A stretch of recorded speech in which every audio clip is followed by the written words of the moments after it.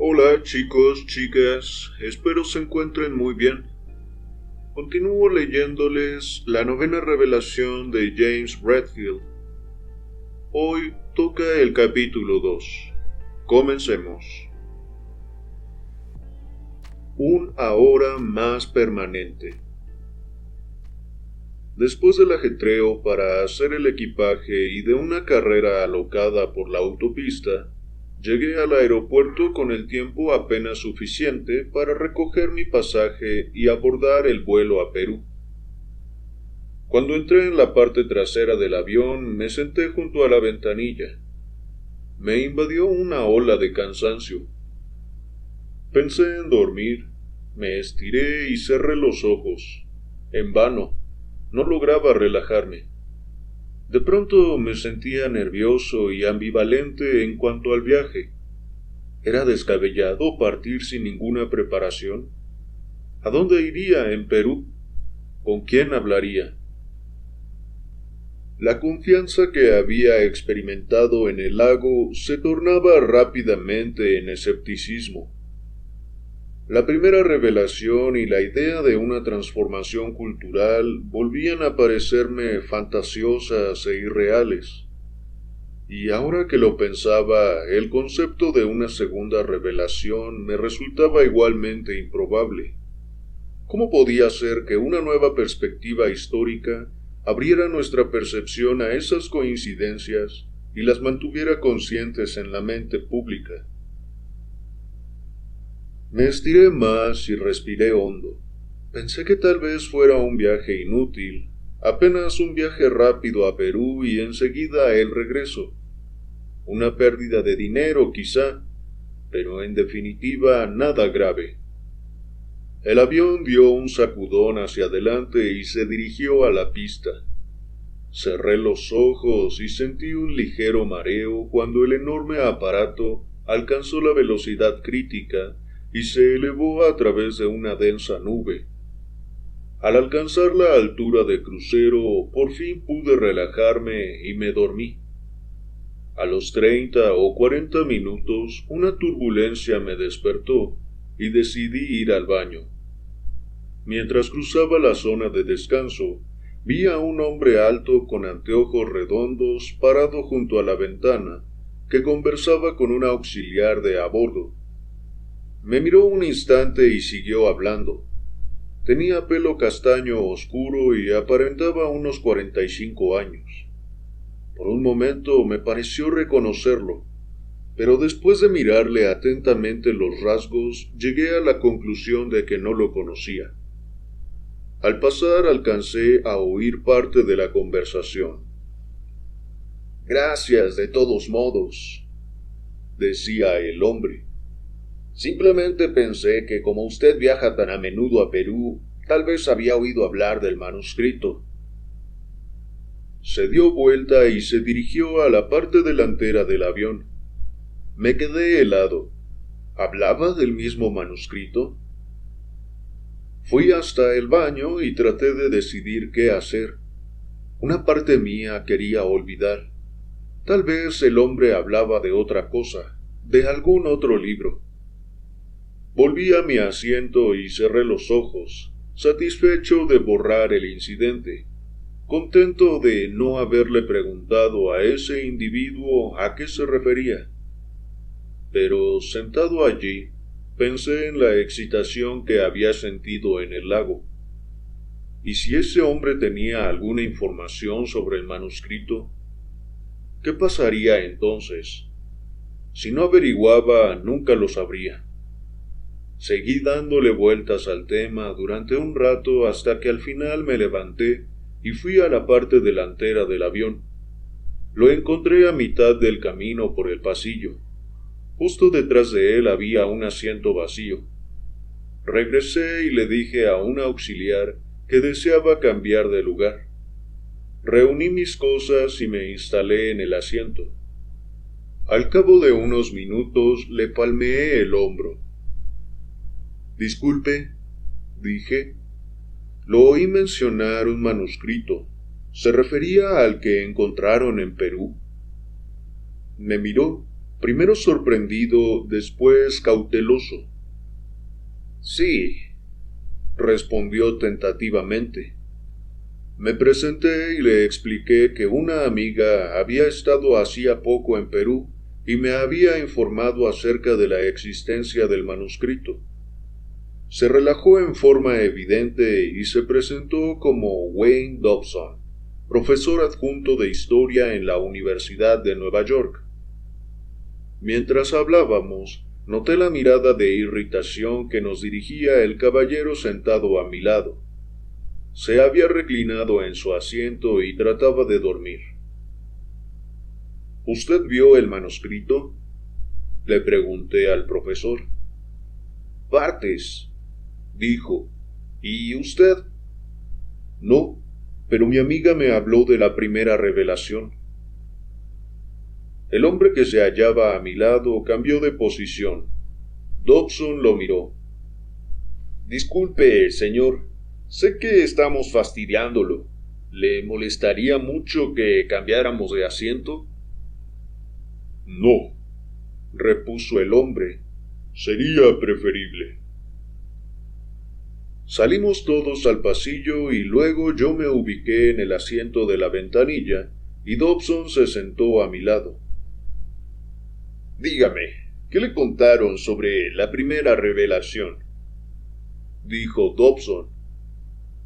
Hice una pausa para resumir mentalmente lo que había entendido.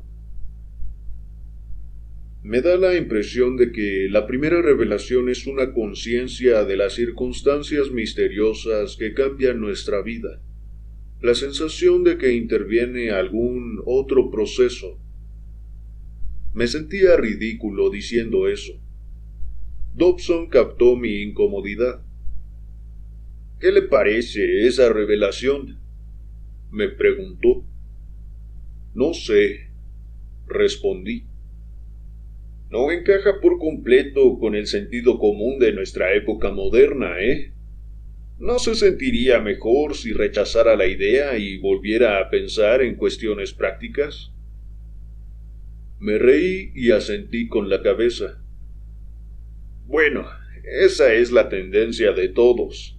Si bien cada tanto tenemos la percepción nítida de que hay algo más en la vida, nuestra forma habitual de pensar consiste en considerar que esas ideas no son cognoscibles, y enseguida desdeñamos esa conciencia. Por eso es necesaria la segunda revelación. Una vez que vemos el antecedente histórico de nuestra conciencia, parece más válida. Asentí. O sea que, como historiador, ¿usted piensa que la predicción del manuscrito de una transformación general es exacta? Sí. ¿Como historiador? Sí. Pero hay que mirar la historia como corresponde. Respiró hondo. Créame, se lo digo como alguien que ha pasado años estudiando y 29 enseñando historia de una manera equivocada. Yo me concentraba exclusivamente en los logros tecnológicos de la civilización y los grandes hombres que los realizaban. ¿Qué tiene de malo ese enfoque? Nada en cuanto tal, pero lo importante es la visión del mundo de cada periodo histórico. ¿Qué pensaba y qué sentía la gente? Me llevó mucho tiempo entenderlo. La historia brinda supuestamente un conocimiento del contexto más amplio en el cual se ubica nuestra vida. No es simplemente la evolución de la tecnología, es la evolución del pensamiento. Al entender la realidad de la gente que vivió antes que nosotros, constatamos por qué vemos el mundo como lo vemos, y cuál es nuestra contribución a un mayor progreso. Podemos definir dónde entramos, por así decirlo, en el desarrollo más amplio de la civilización, y eso nos da una sensación de a dónde vamos. Hizo una pausa y luego agregó: el efecto de la segunda revelación consiste en proporcionar justamente este tipo de perspectiva histórica, por lo menos desde el punto de vista del pensamiento occidental.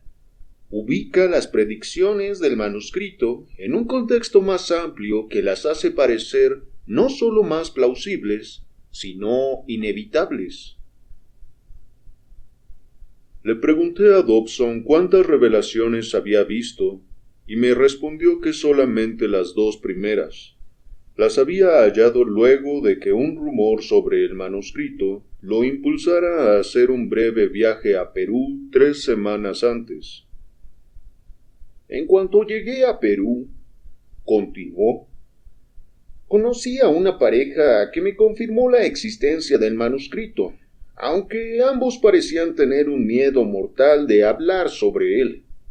Decían que el gobierno se había vuelto un poco loco y que estaba lanzando amenazas físicas contra quienes poseyeran copias o difundieran información. Su cara se ensombreció. Me puse nervioso, pero más tarde un mozo del hotel me habló de un sacerdote al que conocía, que se refería a menudo al manuscrito. El mozo dijo que el sacerdote trataba de combatir los esfuerzos del gobierno para eliminar el documento. No pude resistir la tentación de ir a una vivienda privada donde este sacerdote pasaba la mayor parte del tiempo. Debo de haber mostrado sorpresa, porque Dobson me preguntó: ¿Qué pasa? Mi amiga, respondí. La que me habló del manuscrito sabía lo que me contó por medio de un sacerdote. No le dio su nombre, pero le habló sobre la primera revelación. Tenían previsto volver a encontrarse con él, pero nunca se presentó. Tal vez haya sido el mismo hombre, dedujo Dobson, porque yo tampoco volví a encontrarlo. La casa estaba cerrada y parecía desierta. ¿Usted nunca lo vio? No, pero decidí investigar. Atrás había un viejo depósito que se hallaba abierto, y decidí explorar adentro. Detrás de un montón de basura, debajo de un tablón flojo de la pared, encontré traducciones de la primera y la segunda revelaciones. Me miró con aire cómplice.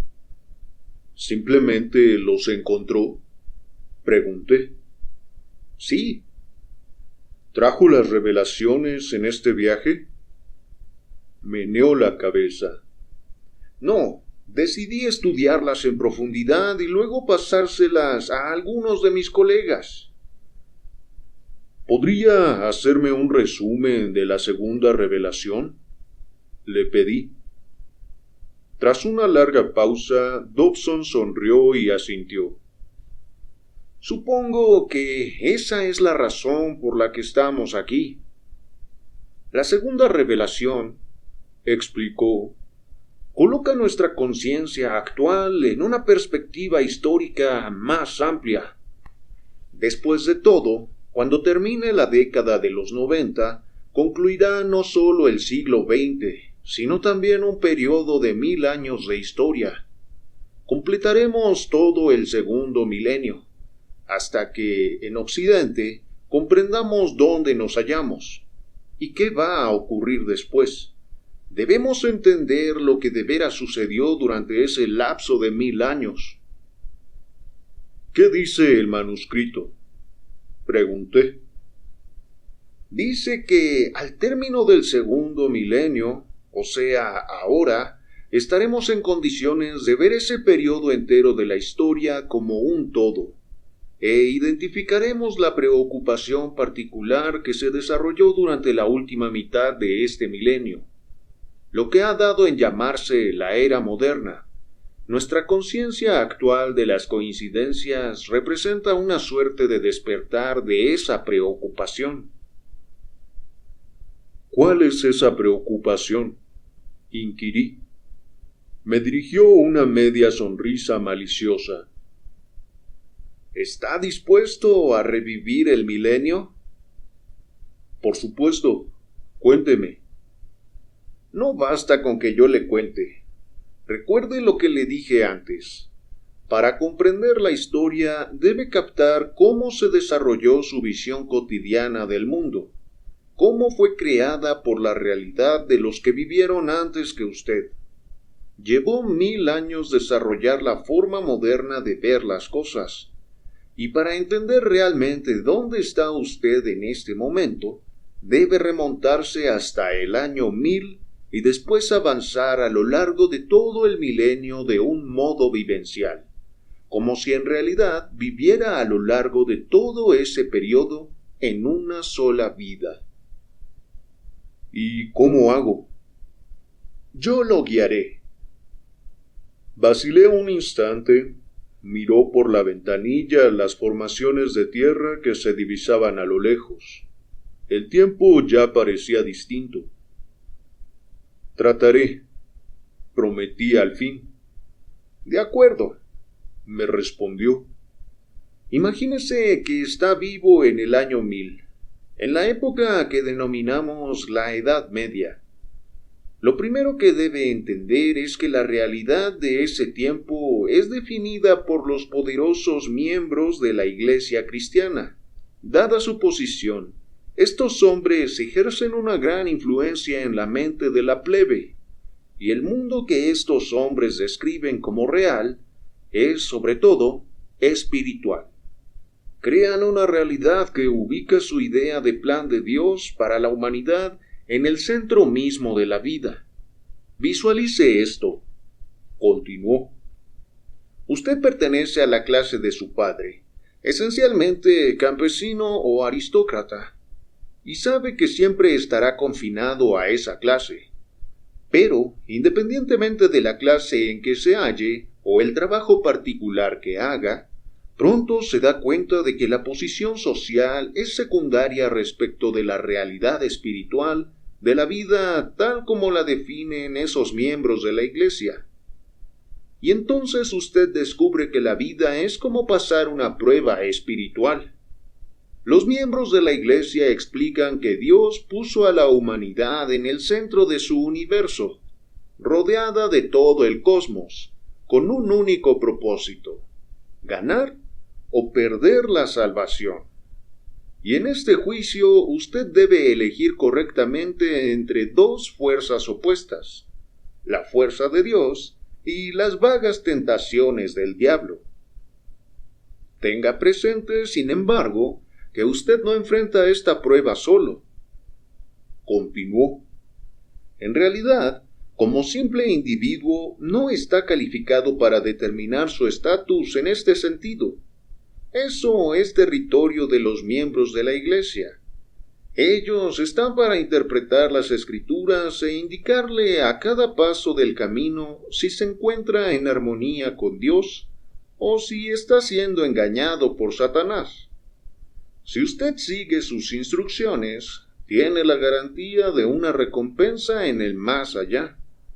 Pero si no logra mantener el rumbo que ellos prescriben, entonces, bueno, le llega la excomunión y cierta condenación. Dobson me dirigió una mirada intensa. El manuscrito dice que lo importante aquí es comprender que todos los aspectos del mundo medieval están definidos en términos ultramundanos. Todos los fenómenos de la vida, desde la tormenta eléctrica o el terremoto casuales, hasta el éxito de las cosechas o la muerte de un ser querido, se definen como la voluntad de Dios o como la malicia del diablo. No existe el concepto de fuerzas climáticas o geológicas, u horticultura o enfermedad. Todo eso llegará después. Por el momento, usted cree por entero en los hombres de la Iglesia, un mundo que da por sentado opera exclusivamente por medios espirituales. Dejó de hablar y me miró. ¿Ya está allí? Sí, puedo ver esa realidad. Bueno, piense ahora que esa realidad comienza a quebrarse. ¿A qué se refiere? La visión medieval del mundo, su visión del mundo, empieza a romperse en los siglos XIV y XV. Primero observa ciertas incongruencias por parte de los propios hombres de la Iglesia. Violan en secreto sus votos de castidad, por ejemplo, o aceptan indulgencias para hacer la vista gorda cuando los funcionarios gubernamentales violan las leyes de las Escrituras. Estas incongruencias lo alarman, porque esos hombres de la Iglesia pretenden ser la única conexión entre usted y Dios. Recuerde que son los únicos intérpretes de las Escrituras, los árbitros exclusivos de su salvación. De repente, usted se halla en medio de una completa rebelión. Un grupo liderado por Martín Lutero clama por una separación total del cristianismo papal. Los miembros de la Iglesia son corruptos, afirma ese grupo, que exige el fin del dominio de dichos jerarcas sobre la mente de los individuos. Se forman nuevas iglesias fundadas en la idea de que cada persona debe tener derecho a acceder a las Escrituras en forma personal y a interpretarlas como quiera, sin intermediarios. Y así usted asiste incrédulo al éxito de la rebelión. Los hombres de la Iglesia empiezan a perder. Durante siglos ellos definieron la realidad, y ahora, ante sus ojos, pierden credibilidad. Como consecuencia, todo el mundo se ve cuestionado. Lo que se derrumba es el consenso claro en cuanto a la naturaleza del universo y el propósito de la humanidad en la Tierra, basado en la descripción del clero, con lo cual usted y todos los demás seres humanos de la cultura occidental quedan en una posición muy precaria. Después de todo, están acostumbrados a contar con una autoridad en la vida para definir la realidad, y sin esa dirección externa se sienten confundidos y perdidos. Si la descripción de la realidad que dan los hombres de la Iglesia y la justificación de la existencia humana son erróneas, se pregunta usted entonces, ¿cuáles son las correctas? Hizo una pausa. ¿Se da cuenta del impacto de este colapso en la gente de la época?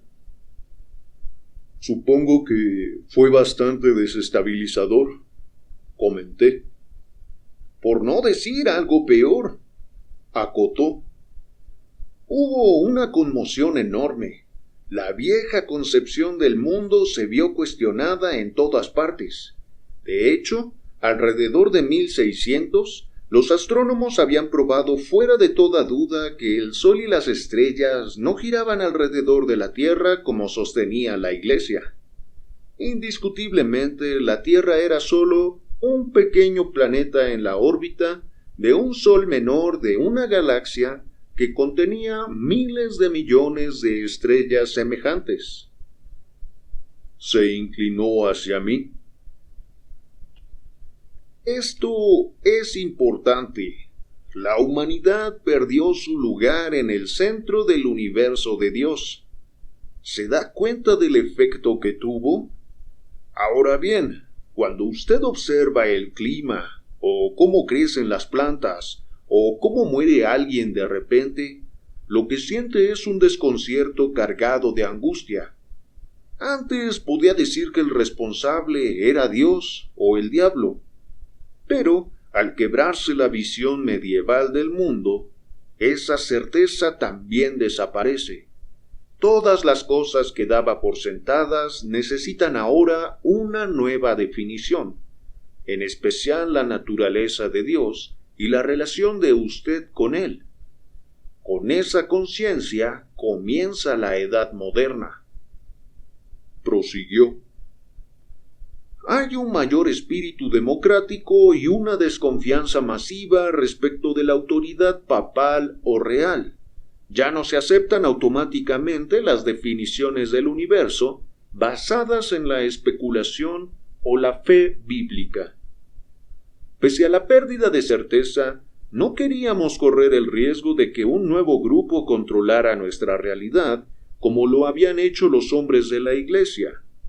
Si hubiera estado allí, usted habría participado en la creación de un nuevo mandato para la ciencia. ¿Un qué? Se rió. Habría mirado ese vasto universo indefinido y habría pensado, como los pensadores de la época, que hacía falta un método formador de consenso, una forma de explorar sistemáticamente este mundo nuestro. Y a esta nueva forma de descubrir la realidad lo habría llamado método científico, que no es ni más ni menos que poner a prueba una idea sobre la manera en que funciona el universo, llegar posteriormente a alguna conclusión y luego proponer esa conclusión a los demás para ver si están de acuerdo. Luego, continuó, habría preparado a los exploradores para que salieran a este nuevo universo, cada uno munido del método científico, y les habría impartido su misión histórica, explorar este lugar y descubrir cómo funciona y qué significa que estemos vivos aquí. Usted sabía que había perdido su certeza en cuanto a un universo gobernado por Dios, y por lo mismo, su certeza en cuanto a la naturaleza misma de Dios. Pero pensaba que poseía un método, un proceso formador de consenso a través del cual podía descubrir la naturaleza de todo lo que lo rodeaba, incluido Dios, e incluido el verdadero propósito de la existencia de la humanidad en el planeta. De modo que envió a estos exploradores a buscar la verdadera naturaleza de su situación y luego presentarse con una respuesta. Hizo una pausa y me miró. El manuscrito, prosiguió, dice que en ese momento empezamos la etapa de preocupación de la que estamos despertando ahora. Enviamos a esos exploradores para que nos trajeran una explicación completa de nuestra existencia, pero dada la complejidad del universo, no pudieron regresar enseguida. ¿Cuál era la preocupación? Ubíquese otra vez en la época. Cuando el método científico no pudo presentar una nueva imagen de Dios y del propósito de la humanidad en el planeta, la falta de certeza y de sentido afectó profundamente la cultura occidental. Nos hacía falta alguna otra cosa hasta hallar una respuesta a nuestras preguntas. Por último, llegamos a algo que parecía una solución lógica. Nos miramos unos a otros y dijimos, bueno, ya que hasta ahora nuestros exploradores no han vuelto con nuestra verdadera situación espiritual, ¿por qué mientras esperamos no nos instalamos en este nuevo mundo? Es indudable que estamos aprendiendo lo suficiente como para manipularlo en nuestro beneficio.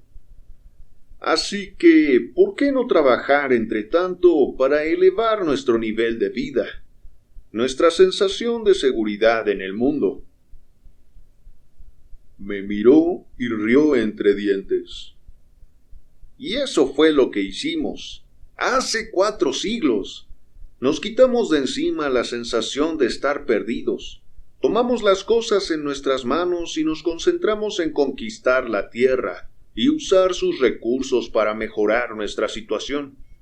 Y recién ahora, cuando nos acercamos al fin del milenio, podemos ver qué pasó.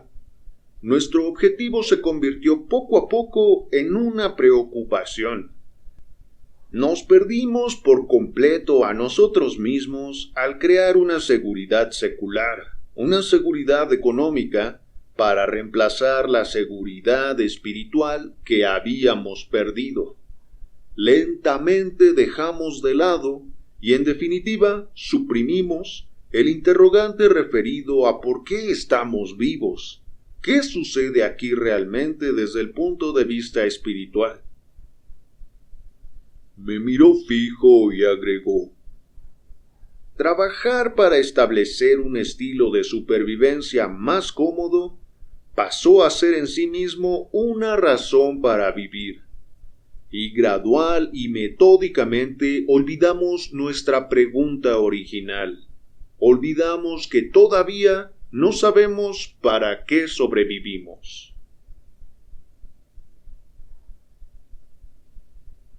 Por la ventanilla, muy lejos, veía una gran ciudad.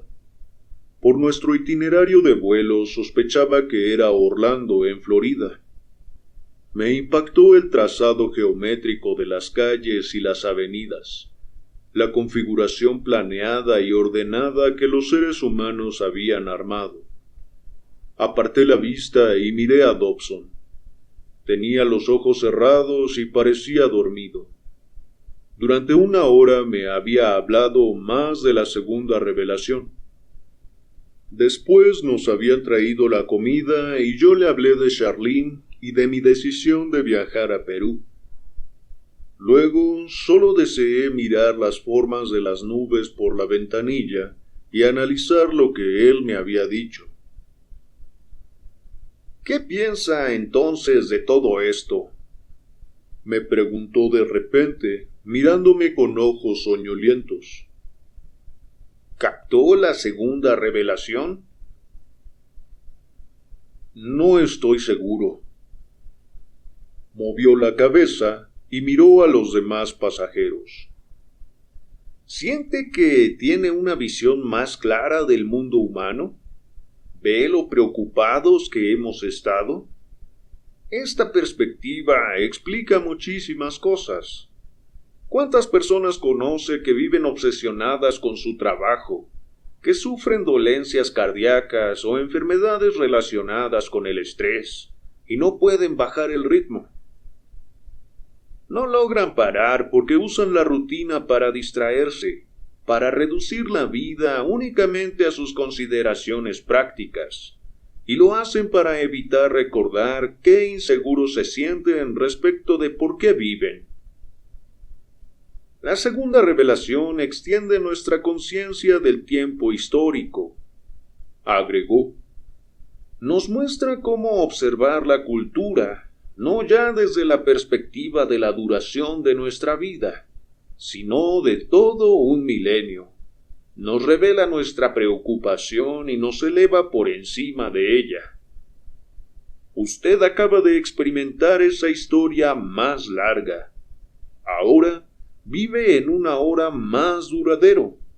Al observar el mundo humano ahora, debería ser capaz de ver con claridad esta obsesividad, la fuerte preocupación por el progreso económico. ¿Qué tiene de malo eso?, protesté. Es lo que hizo grande a la civilización occidental. Lanzó una fuerte carcajada. Por supuesto, tiene razón. Nadie dice que está mal. De hecho, el manuscrito afirma que la preocupación era un hecho necesario, una etapa en la evolución humana. Sin embargo, ya hemos pasado el tiempo suficiente estableciéndonos en el mundo. Es hora de despertar de la preocupación y reconsiderar nuestra pregunta original. ¿Qué hay detrás de la vida en el planeta? ¿Por qué estamos aquí? Lo miré un momento y pregunté. ¿Cree que las otras revelaciones explican ese propósito? Dobson enderezó la cabeza. Creo que vale la pena echarles un vistazo. Espero que nadie destruya el resto del manuscrito antes de poder averiguarlo. ¿Cómo puede ocurrírsele al gobierno peruano que podría destruir un documento importante y salir impune? Pregunté. Lo harían en forma encubierta, respondió. La postura oficial es que el manuscrito directamente no existe. Supongo que la comunidad científica se alzaría en armas. Me miró con una expresión de resolución. Así es. Por eso regreso a Perú. Represento a 10 científicos prominentes, todos los cuales exigen que se haga público el manuscrito original. Envié una carta a los responsables pertinentes dentro del gobierno peruano, en la que les adelanté que venía y que esperaba cooperación. Ya veo. Me pregunto cómo van a responder. Probablemente con negativas, pero por lo menos será un comienzo oficial. Se dio vuelta, ensimismado en sus pensamientos, y volví a mirar por la ventanilla. Mientras lo hacía, empecé a darme cuenta de que el avión en que viajábamos contenía en su tecnología 4 siglos de progreso. Habíamos aprendido mucho en cuanto a manipular los recursos que encontramos en la Tierra. ¿Cuántas personas, pensé, cuántas generaciones hicieron falta para crear los productos y la comprensión que permitieron la existencia de este avión? ¿Y cuántas pasaron toda la vida concentradas en este pequeño aspecto, un pasito, sin apartar siquiera la mente de esa preocupación? De pronto, en ese instante, el espectro de la historia del cual habíamos estado hablando Dobson y yo pareció integrarse por completo en mi conciencia. Veía claramente el milenio, como si fuera parte de mi propia historia de vida. Hace 1000 años habíamos vivido en un mundo en el que Dios y la espiritualidad humana estaban claramente definidos. Y luego lo perdimos, o mejor expresado, decidimos que había algo más. Como consecuencia de ello, enviamos exploradores para que descubrieran la auténtica verdad y nos la transmitieran. Y al ver que tardaban demasiado, empezamos a preocuparnos por un nuevo propósito secular, el de establecernos en el mundo, ponernos más cómodos. Y nos establecimos. Descubrimos que los minerales metálicos podían mezclarse y moldearse en todo tipo de aparatos. Inventamos fuentes de energía, primero el vapor y después el gas, la electricidad y la fisión. Sistematizamos la agricultura y la producción en masa, y ahora dirigíamos inmensas tiendas de bienes materiales y vastas redes de distribución. Todo fue propulsado por la llamada del progreso, el deseo del individuo de proveer a su seguridad, a su propósito, mientras esperaba la verdad. Decidimos crear una vida más cómoda y placentera para nosotros y nuestros hijos. Y en apenas 400 años, nuestra preocupación creó un mundo humano donde ahora pueden producirse todas las comodidades de la vida. El problema fue que nuestro impulso obsesivamente concentrado en conquistar la naturaleza y vivir más cómodos contaminó los sistemas naturales del planeta y los dejó al borde del colapso. No podíamos seguir así. Dobson tenía razón. La segunda revelación realmente hacía parecer inevitable nuestra nueva conciencia. Estábamos llegando a un clímax en nuestro propósito cultural.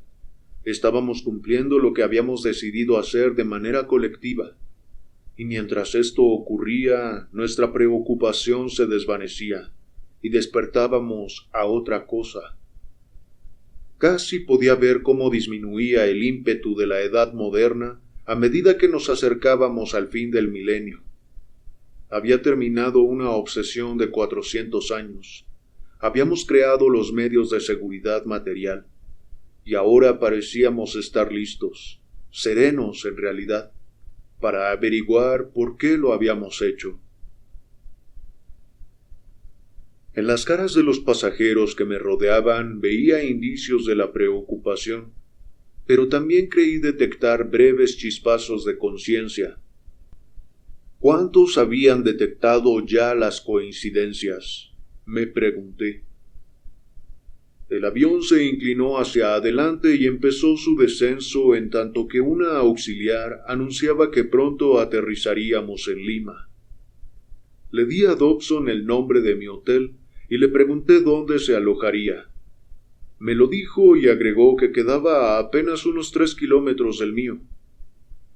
¿Qué planes tiene?, le pregunté. Estuve pensando al respecto, respondió. Lo primero, supongo, será ir a la embajada estadounidense para explicar por qué estoy aquí, solo a título informativo. Buena idea. Después iré a hablar con el mayor número posible de científicos peruanos. Los científicos de la Universidad de Lima ya me dijeron que no tenían ningún conocimiento del manuscrito, pero hay otros estudiosos que están trabajando en diversas ruinas que tal vez estén dispuestos a hablar. ¿Y usted qué planes tiene? Ninguno, respondí. ¿Tendría inconveniente en que lo acompañara? En absoluto. Justamente se lo iba a proponer. Una vez que aterrizamos, recogimos nuestro equipaje y acordamos reunirnos más tarde en el hotel de Dobson. Salí y llamé un taxi cuando ya anochecía. El aire estaba seco y el viento era muy intenso. Cuando mi taxi arrancó, noté que detrás de nosotros, otro taxi se ponía en marcha y se internaba con nosotros en el tránsito. Nos siguió durante bastante tiempo, y pude distinguir una figura alargada en la parte trasera. Una ola de nerviosismo invadió mi estómago. Le pedí al taxista, que hablaba inglés, que no fuera directamente al hotel, sino que diera algunas vueltas. Pretexté que quería ver la ciudad. Asintió sin hacer comentario alguno. El taxi nos siguió. ¿Qué significaba?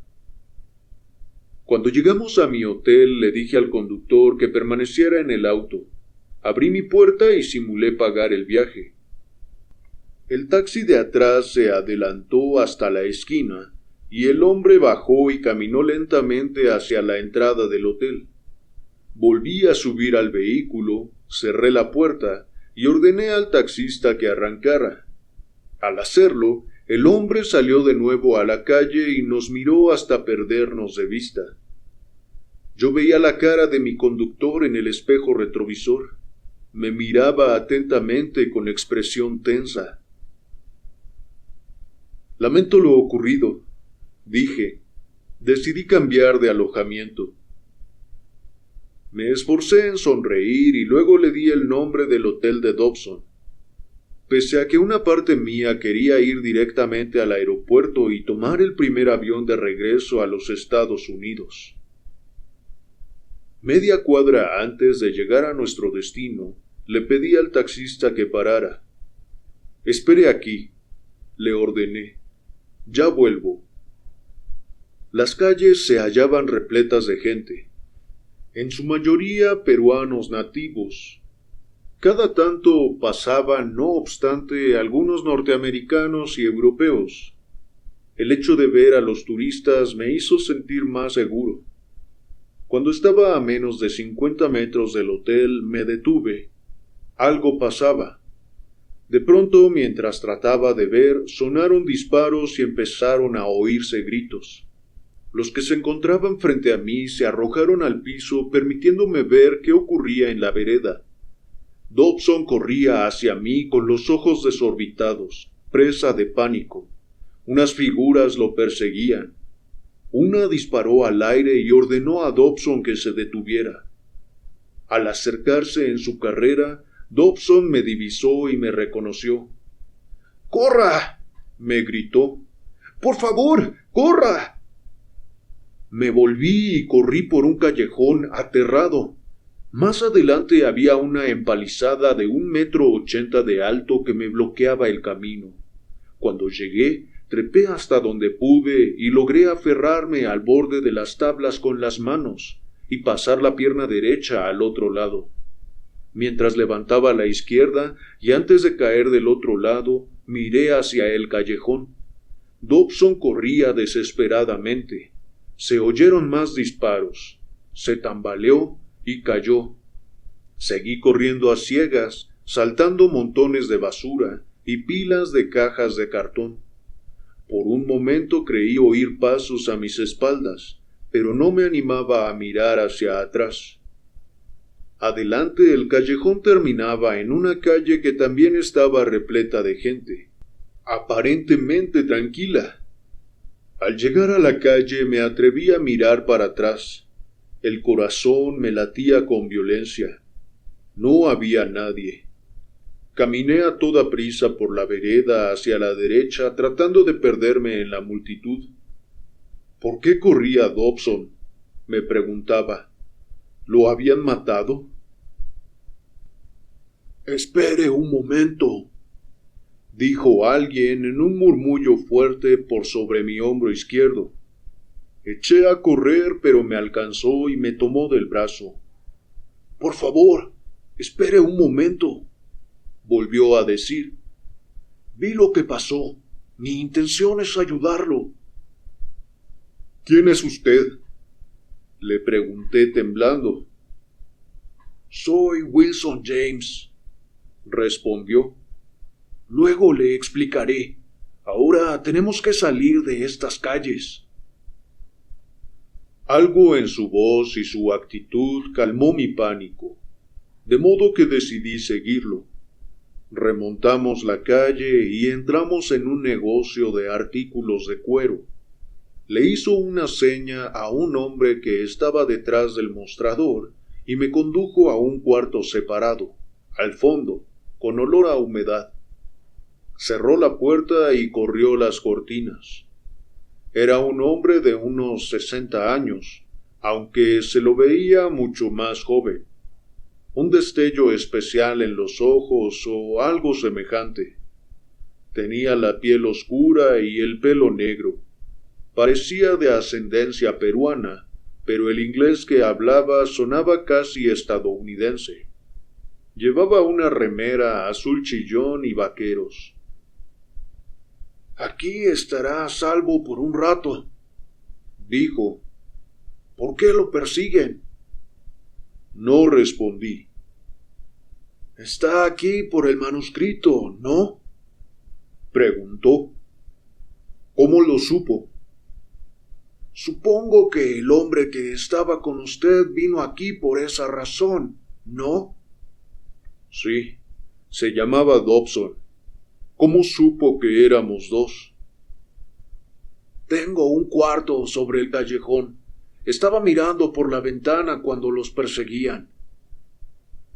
«¿Mataron a Dobson?», pregunté, aterrado por lo que podía oír como respuesta. «No sé», repuso.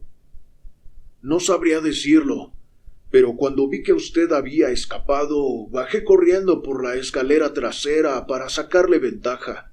Pensé que tal vez podía ayudarlo». «¿Por qué?». Por un momento me miró como si no supiera qué contestarme. Luego su expresión se volvió más cálida. «No lo entenderá, pero me hallaba de pie junto a la ventana y me vinieron a la mente recuerdos de un viejo amigo. Está muerto. Murió porque creía que la gente tenía que conocer la existencia del manuscrito. Cuando vi lo que ocurría en el callejón, sentí que debía ayudarlo». Tenía razón. No entendí. Sin embargo, experimenté la sensación de que era absolutamente sincero conmigo. Estaba por hacerle otra pregunta cuando volvió a hablar. «Después conversaremos de esto», dijo. «Ahora lo mejor es ir a un lugar más seguro». «Espere un momento, Wilson. Lo único que quiero es volver a los Estados Unidos. ¿Cómo puedo hacerlo?». «Llámame Will», respondió. «Creo que no deberías intentarlo por el aeropuerto. Todavía no. Si todavía te buscan, lo registrarán.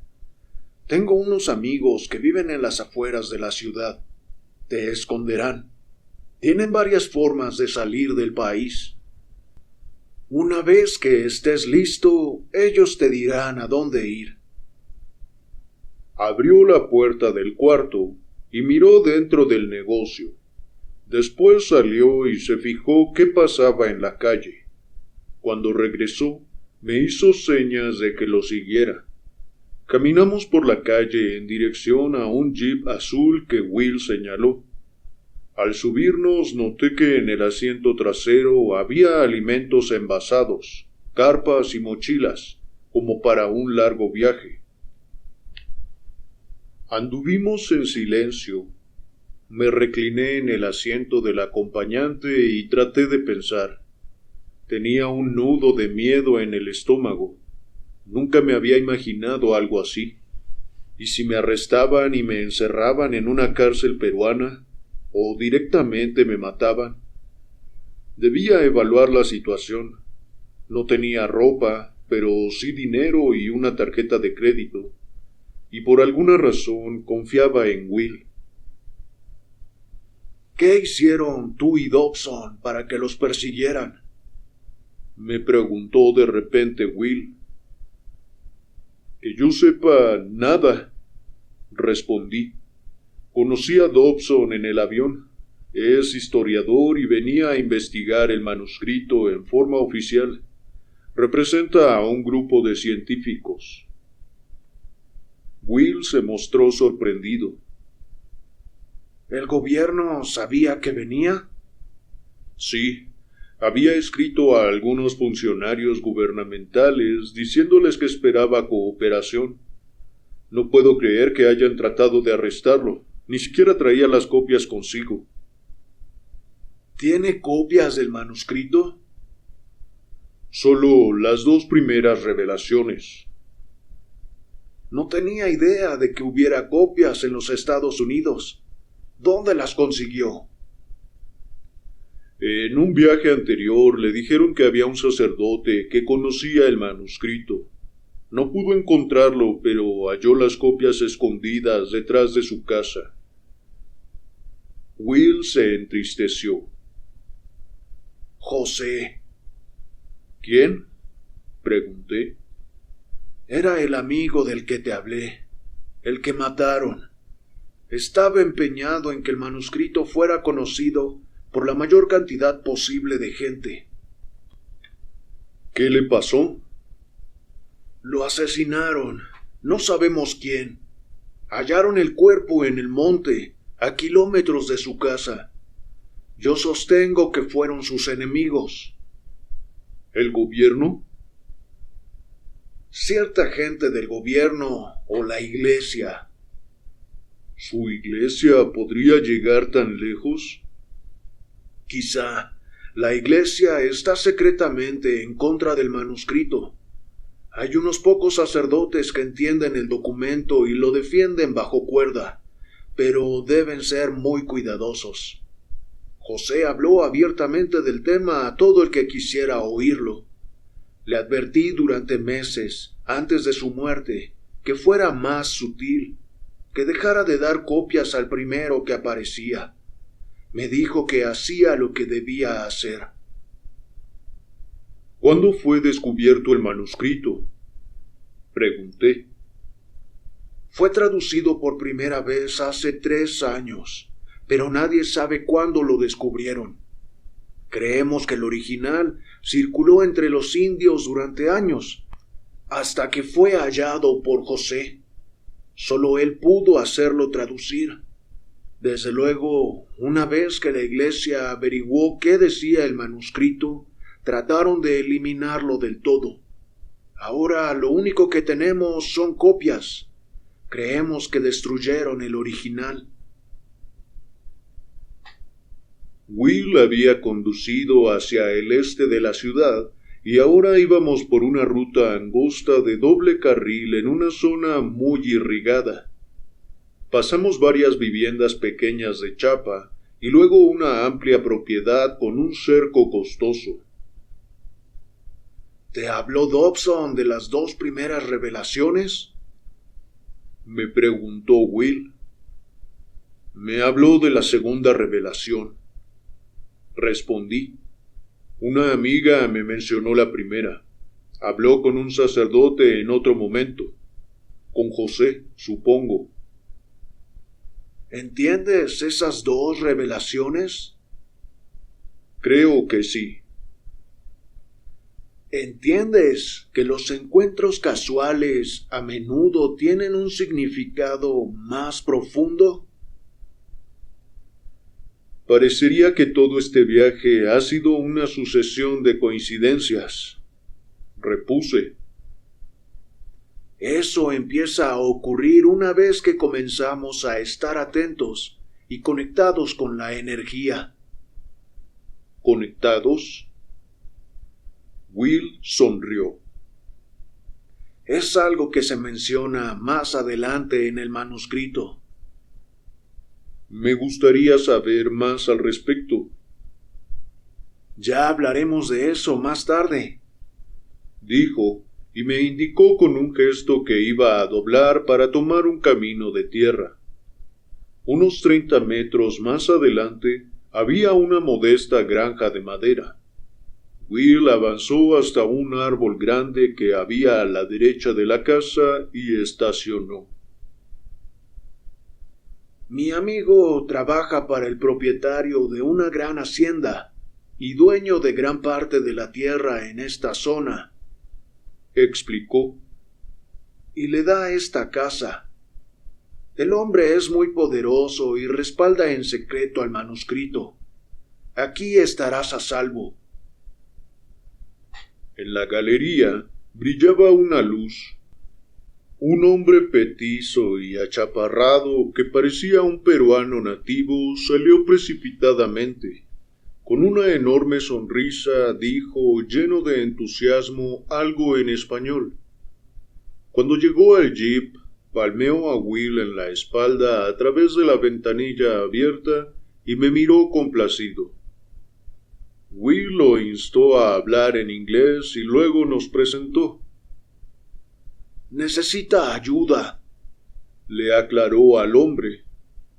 Quiere regresar a los Estados Unidos, pero debe tener mucho cuidado. Creo que lo dejaré en tus manos. El hombre miraba a Will con atención. Vas a buscar otra vez la 9ª revelación, ¿no es cierto? Preguntó. Sí, respondió Will y se bajó del jeep. Abrí mi puerta y di la vuelta alrededor del vehículo. Will y su amigo caminaban hacia la casa manteniendo una conversación que yo no alcanzaba a oír. De pronto el hombre dijo: «Empezaré los preparativos». Y se fue. Will volvió a donde yo me hallaba. ¿Qué quiso decir cuando te preguntó sobre la 9ª revelación? Pregunté. Una parte del manuscrito nunca fue encontrada. Con el texto original había 8 revelaciones, pero en él se menciona una más, la 9ª. Muchas personas la han buscado. ¿Sabes dónde está? No, en realidad no. ¿Y entonces cómo vas a encontrarla? Will sonrió. De la misma manera en que José encontró las 8 originales, de la misma manera en que tú encontraste las 2 primeras y después te topaste conmigo. Si uno puede conectarse y generar suficiente energía, empiezan a ocurrir hechos coincidentes con regularidad. Dime cómo hacerlo. Dije. ¿Qué revelación es? Will me miró como si evaluara mi nivel de comprensión. El conectarse no es solamente una revelación, son todas. ¿Recuerdas que en la 2ª revelación se describe que se enviarían exploradores al mundo para que, utilizando el método científico, descubrieran el significado de la vida humana en este planeta, pero que no regresarían enseguida? Sí. Bueno, Las revelaciones restantes representan las respuestas que llegan al fin. Sin embargo, no provienen solamente de la ciencia institucional. Las respuestas a las que me refiero vienen de muchas áreas distintas de investigación. Los hallazgos de la física, la psicología, el misticismo y la religión llegan juntos a una nueva síntesis basada en una percepción de las coincidencias. Estamos aprendiendo los detalles de lo que significan las coincidencias, cómo funcionan, y al hacerlo construimos una visión de la vida totalmente nueva, una revelación tras otra. Entonces, quiero saber en qué consiste cada revelación. Dije, ¿puedes explicármelas antes de irte? He visto que de esa manera no da resultado. Debes descubrir cada una de una manera distinta. ¿Cómo? Sencillamente sucede. El que yo te lo dijera no serviría para nada. Podrías disponer de información sobre cada una, pero no tendrías las revelaciones. Debes descubrirlas a lo largo de tu propia vida. Nos miramos en silencio. Will sonrió. Hablar con él me hacía sentir increíblemente vivo. ¿Por qué vas a buscar la 9ª revelación ahora?, le pregunté. Es el momento indicado. He sido guía aquí. Conozco el terreno y entiendo las 8 revelaciones. Cuando estaba asomado a mi ventana en el callejón pensando en José, ya había decidido ir al norte una vez más. La 9ª revelación está allí, lo sé, y el tiempo pasa. Además, me he visto encontrándola y logrando comprender lo que dice. Sé que es la más importante de las revelaciones. Pone a todas las demás en perspectiva y nos da el verdadero propósito de la vida. De repente, hizo una pausa y se puso serio. Habría salido 30 minutos antes, pero tenía esa sensación tenaz de que me había olvidado de algo. Hizo otra pausa. Y justo apareciste tú. Nos miramos un momento. ¿Crees que debería ir contigo?, pregunté. ¿Qué te parece a ti? No sé, dije, inseguro de mí mismo. Me sentía confundido. La historia de mi viaje peruano desfilaba en mi mente. Charlene, Dobson, ahora Will, había venido a Perú empujado por una ligera curiosidad, y ahora me había convertido en un fugitivo involuntario que ni siquiera sabía quiénes eran sus perseguidores. Y lo más extraño de todo era que en ese momento, en vez de estar aterrado y presa del pánico, me sentía en un estado de excitación. Debía echar mano de todos mis instintos y mi ingenio para encontrar el modo de volver a casa. Pero lo que en realidad quería era ir con Will, a donde sin duda habría más peligro. Mientras consideraba mis opciones, me di cuenta de que no tenía alternativa. La 2ª revelación había puesto fin a cualquier posibilidad de regresar a mis viejas preocupaciones. Si quería mantener la conciencia, debía seguir adelante. Tengo pensado pasar la noche aquí, dijo Will. De modo que tienes hasta mañana en la mañana para decidir. Ya lo decidí, le dije. Quiero ir.